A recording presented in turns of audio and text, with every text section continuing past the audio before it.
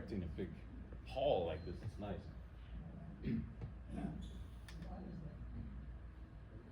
Why not?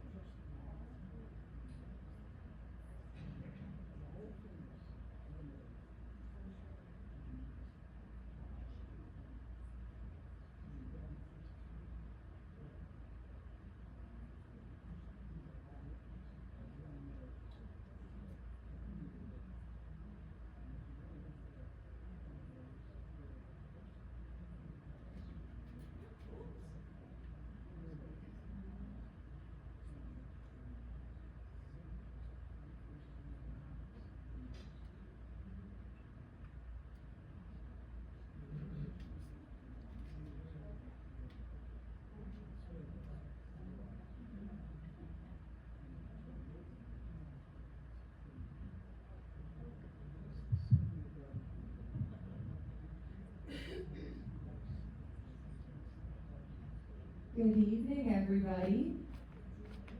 Thank you so much for coming out tonight and braving the impending rain. Good news is we won't melt, so that will be nice when you're leaving here tonight. Before I introduce our esteemed entertainer, please take a moment to silence your cell phones. Nothing kills a beautiful piano piece more than the ringing of a cell phone. All right, without further ado, we are so pleased and excited to welcome our pianist for this evening. Please put your hands together for a warm Glen welcome to Robert Buxton.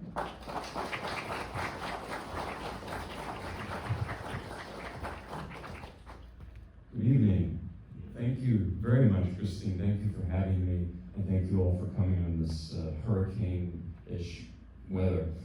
My name is Robert Buxton, and I'm going to play some classical piano for you and speak about the history of each piece. But before, I want to do something a little different. I've been doing this more recently, which is honoring a very old tradition in classical music, which is improvisation. So I'm going to improvise something, but I need your help. If you could give me a couple notes, random notes, just shout out a couple notes, please. C, that's always a good place to start. Okay, let's have middle C. Another one? I heard a B and an A flat. All right, that's unusual. This is a little bit Wagner-like, but that's okay. So let's stick with that. I like it. What style would you like, or would you like me to parody a composer, or not parody, but you tell me. Just shout. You want Wagner? Okay, well, let's see. I'll tell you about Wagner. I wasn't planning on doing Wagner. Wagner was a transformative figure in the history of music, and a horrible person. That's just what I would say. Let's see what happens with the little Wagner. I'm tempted to want to sing in German, but I don't sing and I don't speak German, so a little Wagnerian improvisation. That's a very Wagnerian. It almost sounds like something that Tristan is all about now. So, okay, here it is. Let's see what happens.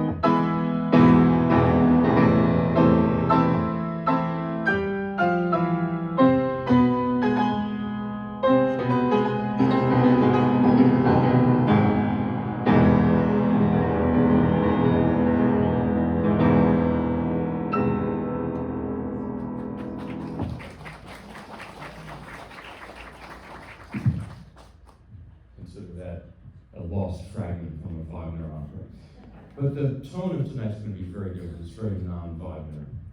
When I was in school, I had a one-year phase where I was obsessed with Wagner, and it sort of went away. And not to criticize Wagner, it's just that Wagner has one thing that he doesn't have. For all his brilliance, and he was obviously brilliant and changed music and literature and painting and everything, but he did not have a sense of humor.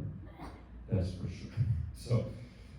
And there was more negative things on it. But at any rate, this program I'm doing, it's an all-violin program. I'm playing pieces that are originally for the violin, or they're normally played on the violin, but adapted somehow for the piano. There's a story behind why I'm doing this crazy thing. During the pandemic, I watched this wonderful documentary. It's now about 20 years old. PBS documentary called The Art of Violin. If you haven't seen it, I highly recommend it. It's on YouTube even, I think. And it's discussing, or it shows all the great violinists of the past, like Jascha Heifetz, Yehudi Menuhin, Nathan Milstein, all of these, Zeno Francescati, all of these people, and they're just, it's glorious. And I was so moved. I'm a night owl. I was up late. I was watching when the pandemic started. And the next morning at breakfast, I told my wife, who's also a pianist, I said, I have this idea.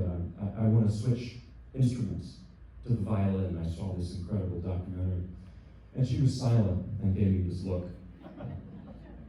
Here you go again, Robert. And I said, well, what are you thinking? She said, do you really want to know it? Yeah. She said, I knew someone at school, when I was in school, she said, that tried to switch instruments like that. It was not a pretty picture. It took several years. It's not worth it. And remember, at that time, 4 years ago, we had our first son, was just born, and it was the pandemic, and she said, look, stick to the piano, just for everyone's sake. I said, you're absolutely right. And I was sad for like 10 minutes, but then I had this plan B come up, which was, why don't I play violin music on the piano? There's plenty of it. Well, I keep finding more and more, so I keep living out this pretend, dream to pretend to be a violinist. So that's kind of what I've been doing for the last year or two or more, is just pretending to be a violinist on the piano. And the art of arrangement is really interesting because arrangement is somewhat overlooked, There's some people like one of my absolute favorite pianists, Sviatoslav Richter, for instance. He said, if you're playing an arrangement, it's sort of watered down, it's not, I don't really agree, because if you read Homer in a good translation is a recreation of the poem. It's a reworking of it, rethinking it. The translator is very creative and has to do their own thing. Same with music. Arrangement is this wonderful art form, and it's like translation in literature. So I'm going to start with a series of short pieces and then do maybe some slightly longer ones towards the end. First is a piece called Gavotte by Gossec. And Gossec was a French composer in the late 18th century, at the time of Mozart. He was friends with Mozart. But we don't hear his music so much nowadays. I think it's too bad. I'm also very passionate about lesser heard composers' music. And it's from an opera Rossini. Of course, it's played, you usually hear it on violin.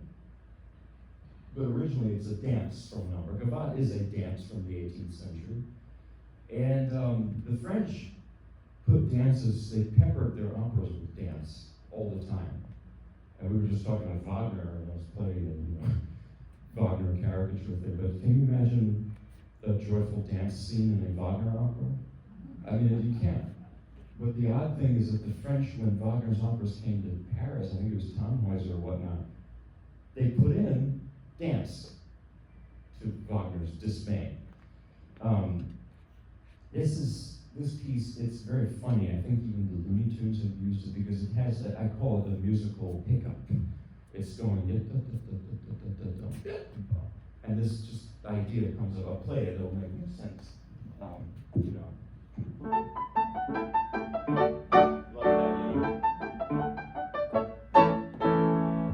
Which seems out of place because it's such a courtly dance. You imagine Versailles in this music. And this was, by the way, he wrote it right before the French Revolution happened. So, but even within that, those manners and grace and everything, there's something a little off, that hiccup, and it creates humor and disruption. Let's see, about a lot of this project I'm doing, this program, has to do with the recordings I love, and there's two especially incredible recordings.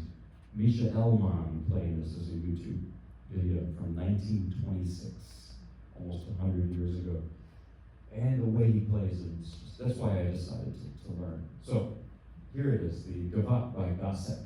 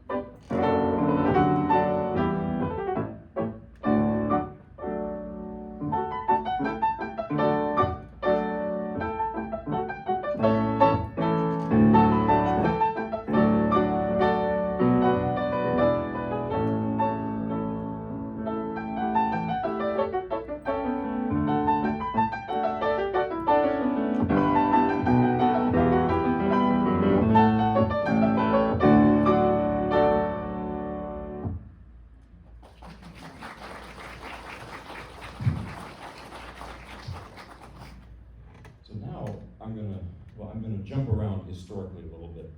This is a piece by Dvorak called Songs My Mother Taught Me. It's originally for voice and pianos from his gypsy songs. And gypsy music was a huge influence on him because, well, he was Czech, and Central Europe, Eastern Europe. The primary music from there is both gypsy music and klezmer music. And there's so much overlap in those two forms, of those two styles, you know. And Dvorak, he just loved folk music. When he came to America, he was just enamored with the folk music here, spirituals, Native American tunes, and he incorporated them into his Ninth Symphony, the New World Symphony. So this piece is on the violin. It's usually associated with Fritz Kreisler. He arranged it and recorded it so beautifully. If I could sing, which I can't, but if I could sing in Czech, nevertheless, the text is very poignant. It's, I recall songs my mother taught to me, and now I teach them to my children, something along those lines. So here it is.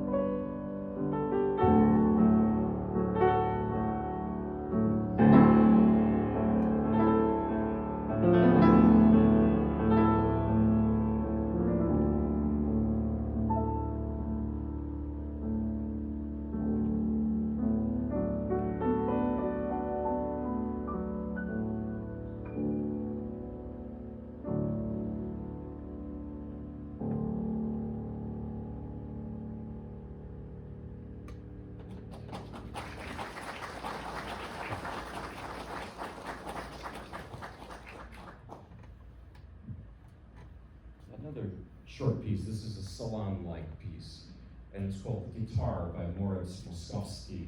And Moszkowski was a Polish composer at the turn of the last century. Mainly lived in Berlin, But he's one of these composers, he was very popular back then and less so now, which I think is unfortunate. And I think the reason is that his music is, a lot of it's kind of light and airy and bubbly. He was popular, for instance, Vladimir Horowitz played a lot of his music. It was just a different time. But I think that ultimately what it is with Moskowski is his music is bubbly and it's positive, it's cheerful, it's happy. And I think that there's a trend nowadays in classical music that, well, if it's not completely dark and depressing and even miserable, it's not worth hearing. And I disagree. You can have something that's upbeat and cheerful and also be profound too. I mean, think of Mozart's operas, but they are comic but also very deep. So this piece, yeah, it's evoking or emulating the sound of Spanish flamenco music. And Moskowski's good friend, Pablo de Sarasate, who was a Spanish violinist, arranged this for violin. And that's usually how you'd hear this piece. But like I mentioned, I was too lazy to learn the violin, so I'm playing the original Moskowski piano piece. So Guitar by Moskowski.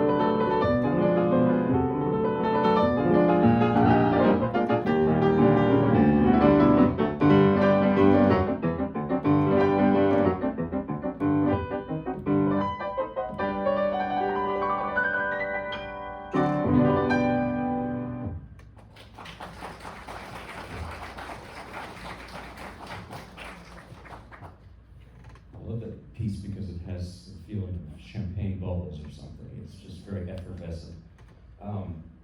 Next, I'm going to play a vocal piece originally by Rachmaninoff called Margaritsky, or Daisies. And this is, he wrote it for voice and piano. Shortly after, arranged it for solo piano. That's what I'm going to play. And this piece is done a lot on cello and violin and other instruments. So it fits in with the violin theme here. And Rachmaninoff wrote it in 1916, which was a significant year for him. It was his last year in Russia.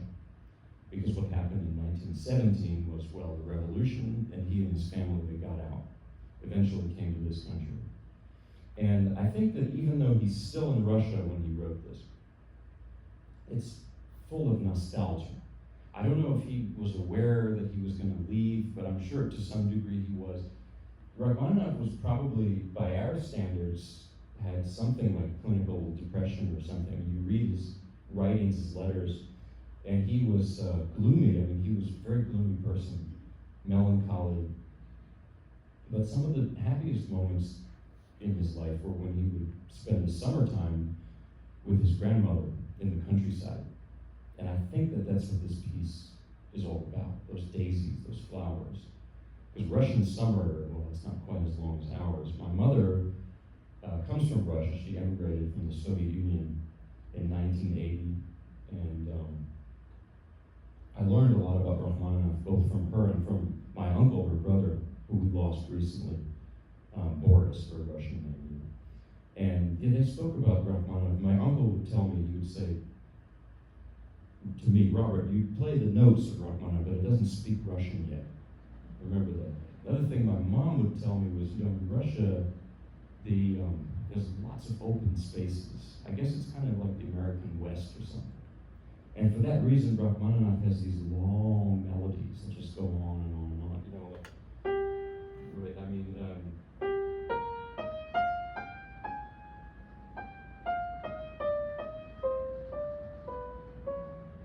not over yet. I mean, that's a long melody. Compare that with the Gossek piece I started with. I mean, that's just a little, it's shorter. Maybe people live a little closer together in Western Europe. I don't know. So here's the piece, Daisies by Rachmaninoff.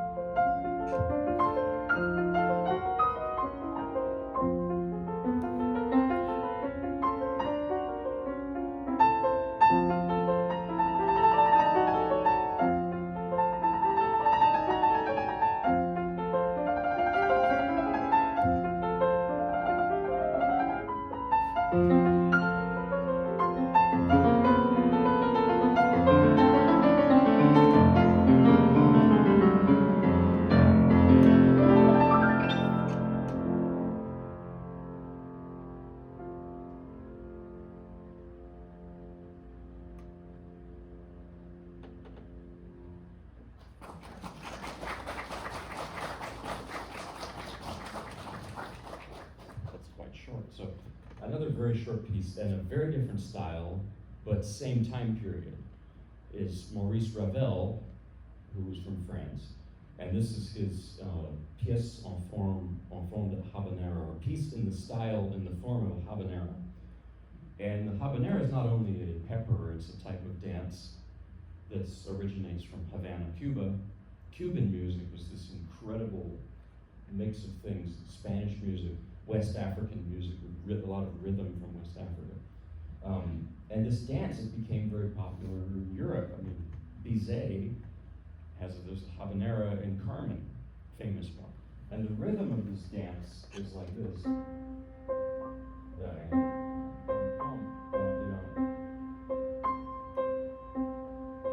That's the rhythm. Now Ravel is quite different from Bizet. I was just reading about Ravel recently, how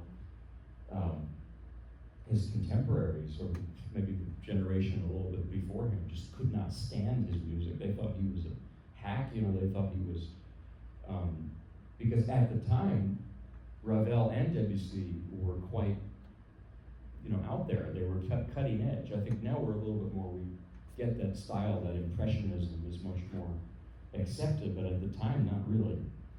And the difference between Debussy and Ravel, I would put it this way. I mean, they're obviously similar and they're usually grouped together. But Debussy, who was a little bit earlier, is more watery, I would say. Like, this is more of a Debussy type,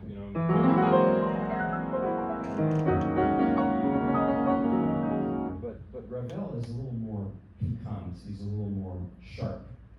And maybe there's a jazz influence there. Actually, he was influenced by jazz, and then he, in turn, influenced jazz.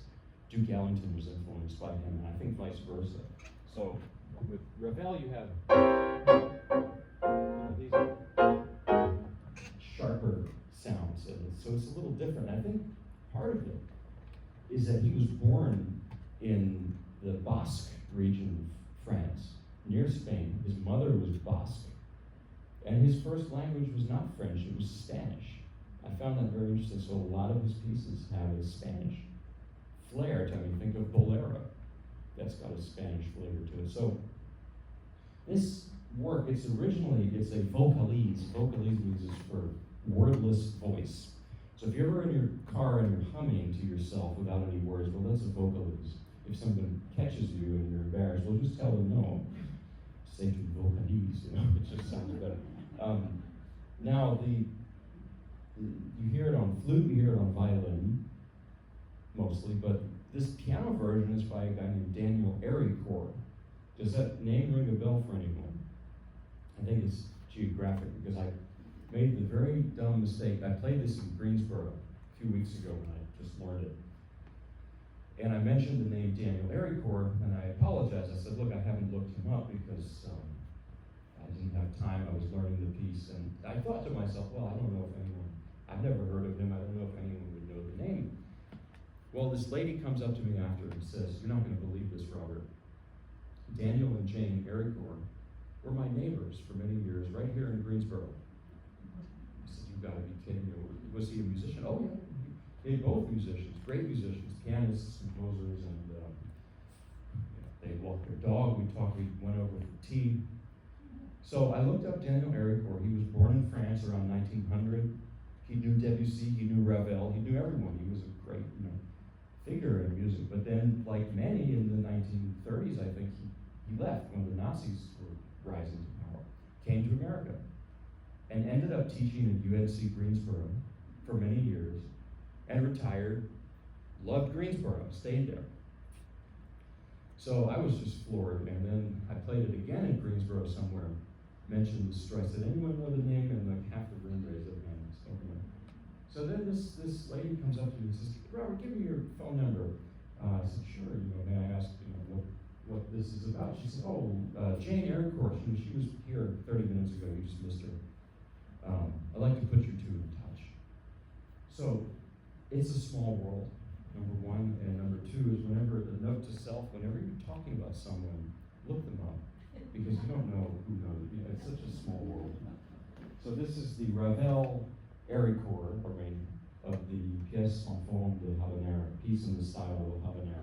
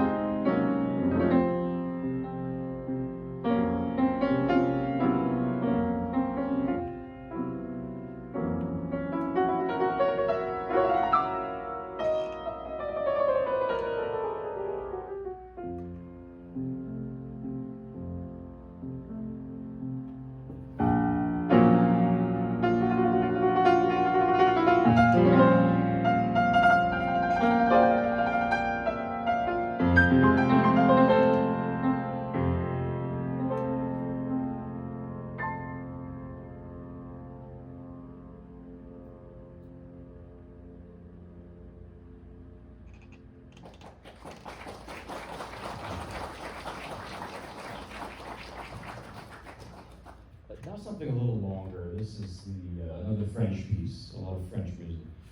César Franck, his violin sonata. I'm going to do the first movement because I haven't finished the whole thing. This is it's an arrangement for solo piano by the great Swiss-French pianist Alfred Cortot. And he played this magnificently with Jacques Thibault, a French violinist. Beautiful recording. Several recordings they did together in the 1920s, not now 20s.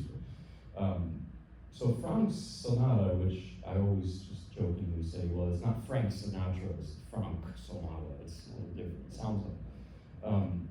Yeah, he wrote this in the late 19th century. So I'm jumping around. That was early 20th century, Ravel. So we're going back in time a little bit. And Franck was an interesting figure because he was sort of the opposite of Mozart. He was a late bloomer. He wrote all his masterpieces, I think, in his 70s, in his later years. So, he was not a child prodigy like Mozart. And this piece, he was a combination of things. He was a great organist. He was somewhat religious Catholic, I think. So there's the influence of that in his music. There's also the influence of Wagner, and I think even Bruckner. And he has this very sui generis, unique style. But there is a fictional violin sonata in Swann's Way by Marcel Proust.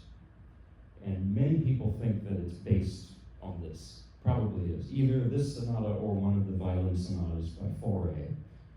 But, and that sonata in Proust is heavily symbolic there. It's coming of age of Swann. And like Proust's writing, Franck's music, it doesn't really develop in a normal way. Proust doesn't exactly have a plot in his novels. It's more just a series of these long stream of consciousness flashbacks, like the scene of the Madeleine. He eats the Madeleine cookie dipped in tea, and he has this, recollection of all his past. And I think that this sonata is like that. It sort of meanders in a dreamlike way. So this is the first movement of César Franck's violin sonata, but obviously without violin.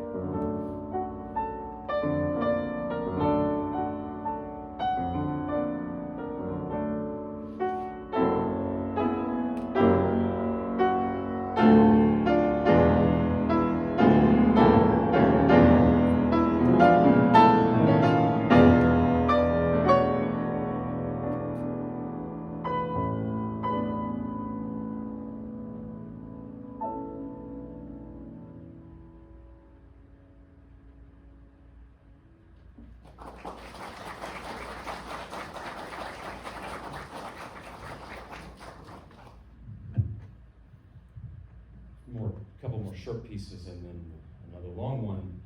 So this is another French piece from about the same time, but somewhat different in style. This is a famous violin piece called The Meditation from Thais by Massenet. And it's from the opera Thais from 1891. And this opera, the plot is, well, it takes place in Alexandria, Egypt, at the end of the Roman Empire.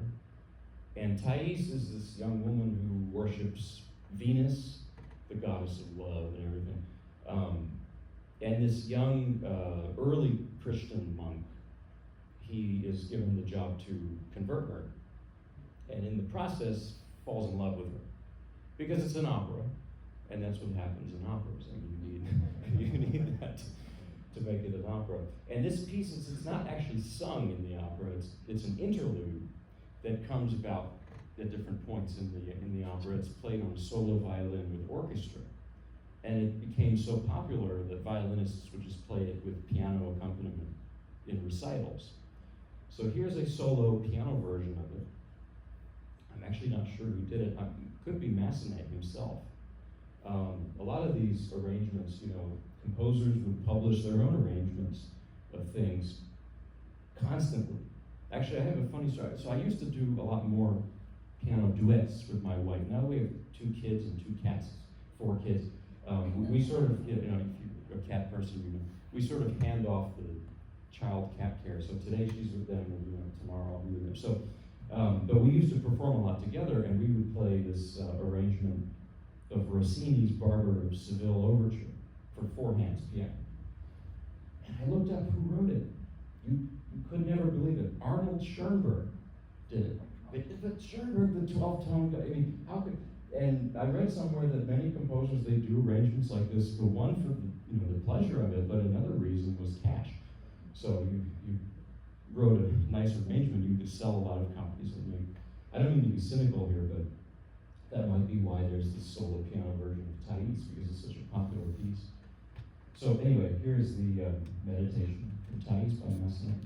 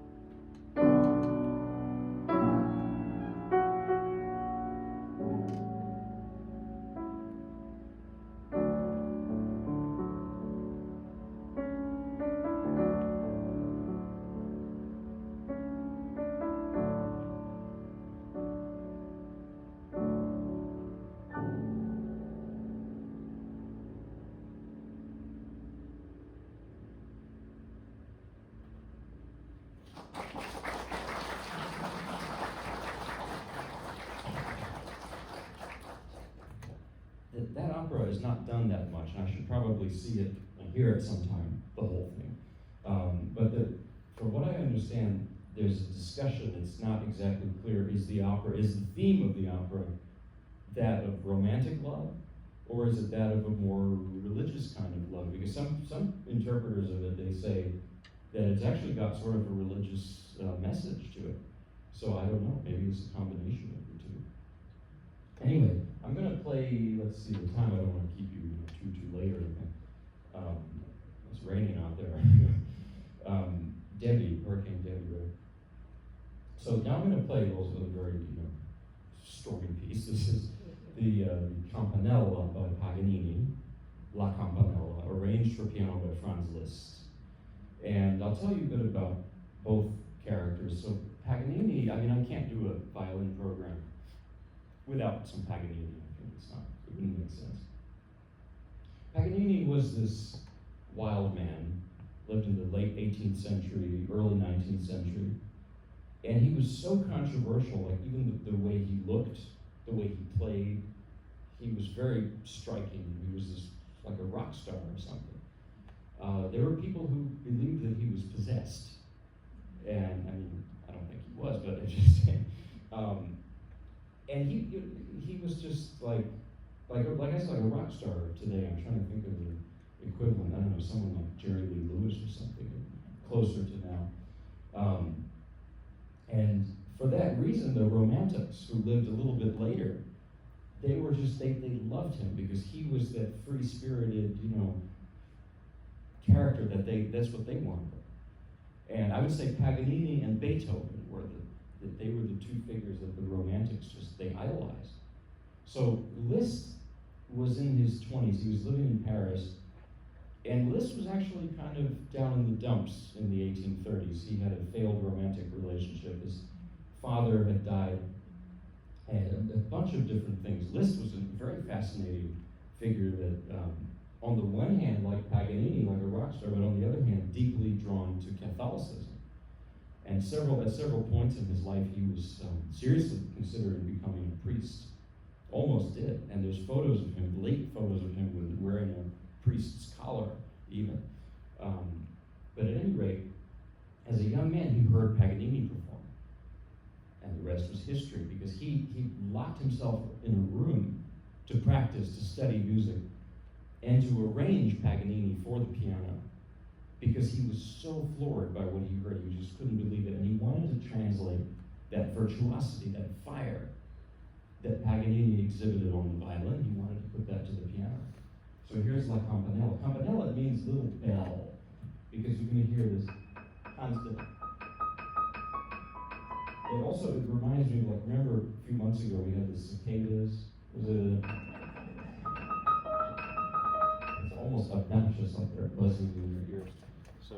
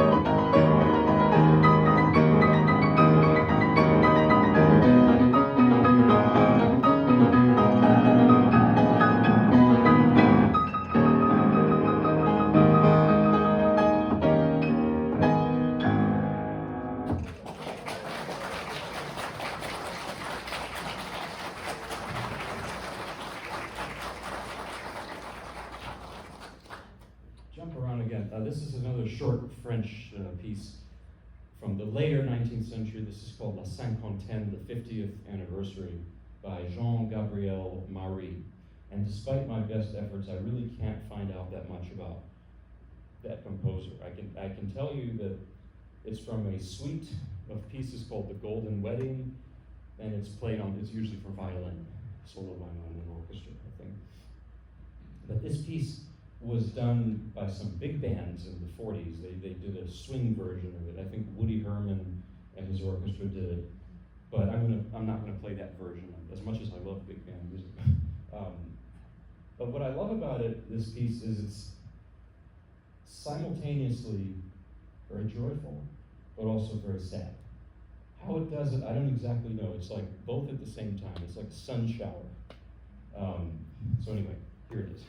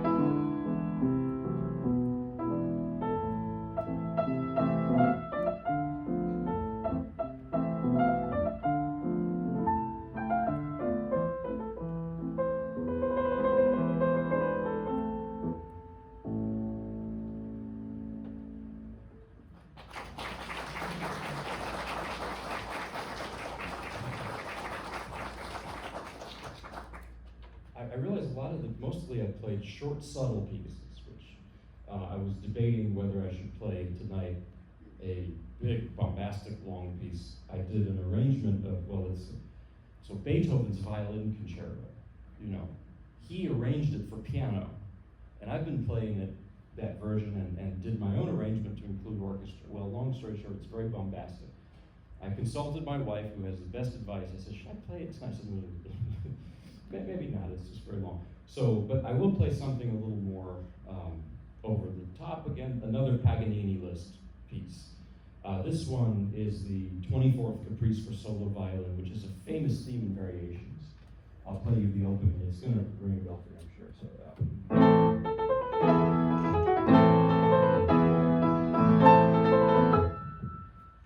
And part of the reason why it's so famous is because so many composers adapted it in their own pieces. I mean, first of all, Liszt does it here, of course. I forgot to mention I'm doing, yes, Paganini Liszt, but I'm doing Busoni's version, Ferruccio Busoni, who's an early 20th century composer.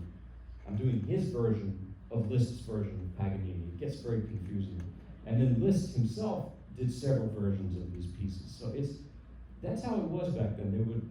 Nowadays in classical music, we're more like squared, you could say. But in the old days, they were constantly editing and revising and changing and doing things differently and improvising. And I'm very intrigued by this. I think it's fascinating. But anyway, Rachmaninoff adapted this theme for the Rhapsody theme of Paganini for piano and orchestra. There's Brahms did the Paganini variations. There's so many composers, this became this iconic musical idea by Paganini. So anyway, here's the Liszt-Busoni version of the 24th Caprice. And after that, if there's a little time, I might play a couple short Southern Gospel pieces. Why Southern Gospel, I'll tell you more later, but I mentioned my mom's from Russia. Well, that's, I think, where the classical music love comes from. But my dad is 9th or 10th generation Southeast Virginian. So all the time I was playing Rachmaninoff and Beethoven, he was telling me, when are you going to play some real music? Well, I grew up in New Jersey, oddly enough, which is also unusual, but my dad was like, no, you're a Southerner, you have to play Hank Williams Sr., not Junior. But anyway, let's get through this Paganini first.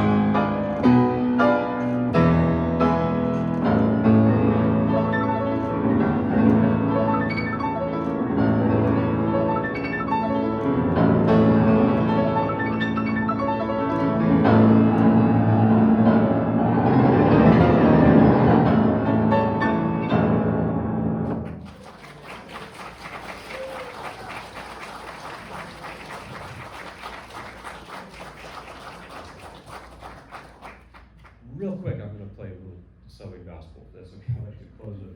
I know it seems so different. So let's see. I'm going to play He's Got the Whole World in His Hands. This is how Mahalia Jackson, the style that she did. I just love Mahalia Jackson. Now, story about her that I was recently playing. I announced something. I'm playing something in the style of Mahalia Jackson, and someone started laughing hysterically in the back, and I was kind of upset because I adore Mahalia Jackson. And then when I went to my car after, I realized what had happened. They thought I said Michael Jackson.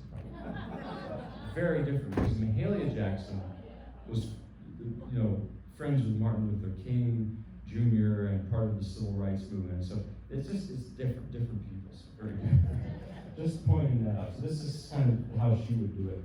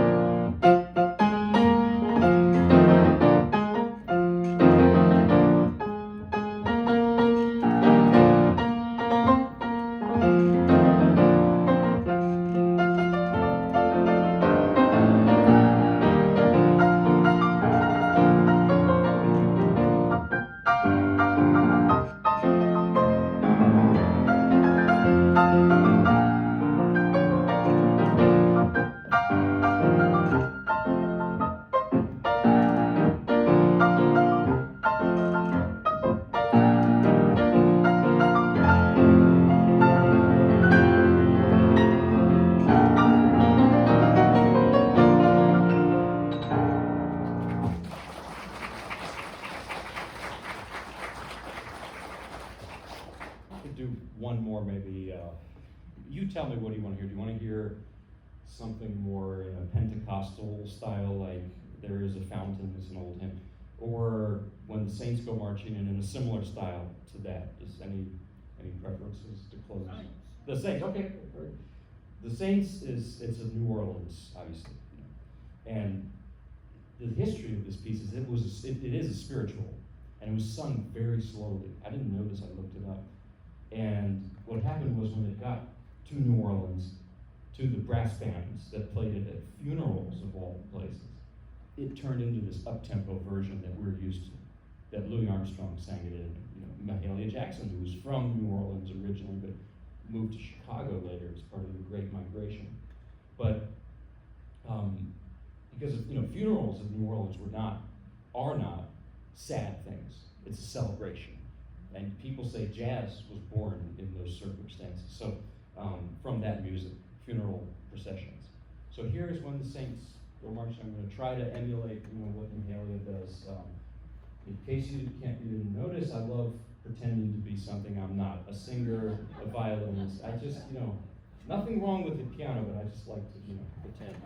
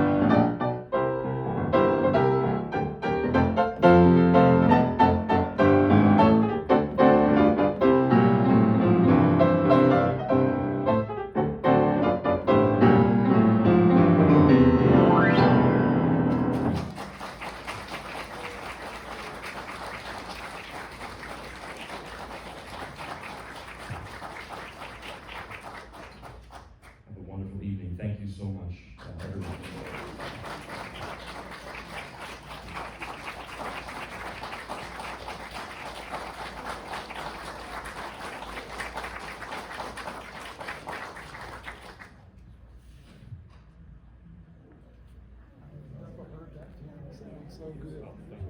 I love that call and refrain on that. Oh, yeah. Thank you. I didn't realize that. They would play two different Oh, versions at the same time. You must have three brains. No, I have half the brain. It doesn't always work. But I appreciate it. Enjoy it. It's great. Thank you. That was amazing. Oh, thank you. It was interesting, informative, educational, the whole thing. Thank And you. you're very talented. I work fast work. I know you do. But, I do. yes, I'd love to come back sometime. I love you too, and I love the improvisation from Oh, the thank you. beginning. It See, I've helps. never heard anybody.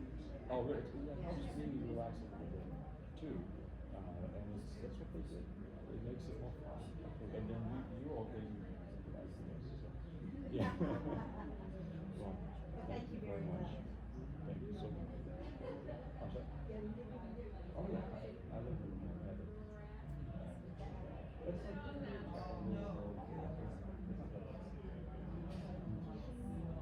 well, I was. I retired.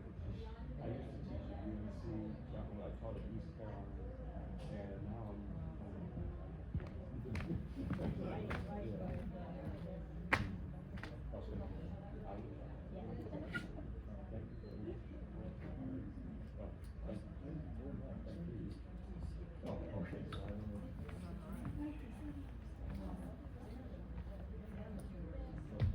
You know, since I didn't come back this far, I didn't bother to put a piece of tape down. It makes this a whole lot easier.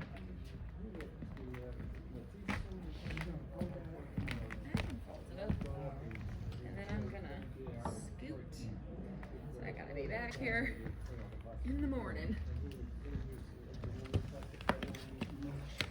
See, if you got the microphone, it's in here. Take the batteries out while you're doing that. Okay. Oh, Wait. did you turn it back on so we could? Well, these stay back here, don't they? Yeah, but we gotta get rid of the muting. Oh, okay. Function. Remember how to do that? It's, Have you turned it off? let's see. Right, turn it off.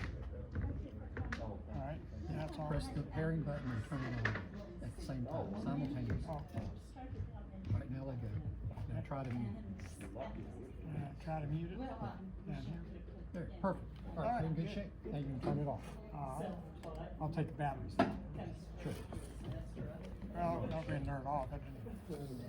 Okay. This one stays up here, doesn't it? Yeah, it does. I'll take care of it. Okay. I didn't realize what mic you were talking about. Yeah. All right. I'll put the batteries up on this one. Okay, great. I just stopped the recording. Now do I go ahead and shut down in there? Yeah, This absolutely. is Steinway Foundry Casting. There you go. Steinway. Oh, there you go. I don't know. Inside.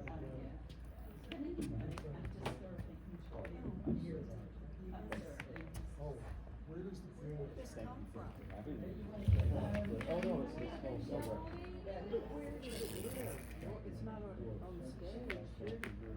Was back there. So it's back there and Oh, thank you for, I felt like I was in Carnegie Hall. Well, okay. You're a virtuoso. Oh, that's wonderful. Okay. What did you think of this? I heard it very clearly when he was moving back there. Okay. You could probably use a little oil or a grease job. I mean, I have an extra piano bench in my office. Well, Larry was even talking about making one down in the woodshed. There you go. Alright, are you guys all set? We're all set. You go home. We live here. You don't. Thank you. You just act like you live here. You know there are worse places to be, right? Amen to that. Well, you have been, Thank you so much. That was fantastic. We'll be in touch. Oh, We'll we'd love have to you back. come back. yeah, you've been underplayed, so to speak. I had no idea who you were. I'm just a graduate. That's all. Do you live in Maine? So I live in Denver. 45 years. Well, 40 if I was You drive like you're 12. No, actually, I don't speak. I'm very I hope you come back real soon. I would love to. And we will have a crowd for you. Oh, yeah. you like it, please give a good report. It Yeah. helps my case. And drive safe. Oh, yeah, thank you. Yeah, be careful out there with the rain. Yeah. Care of those Oh, yeah. All righty, take care. Hello. That was a wonderful. Oh, thank you very much for recording and everything. You're just fabulous. Turn this off. I We didn't.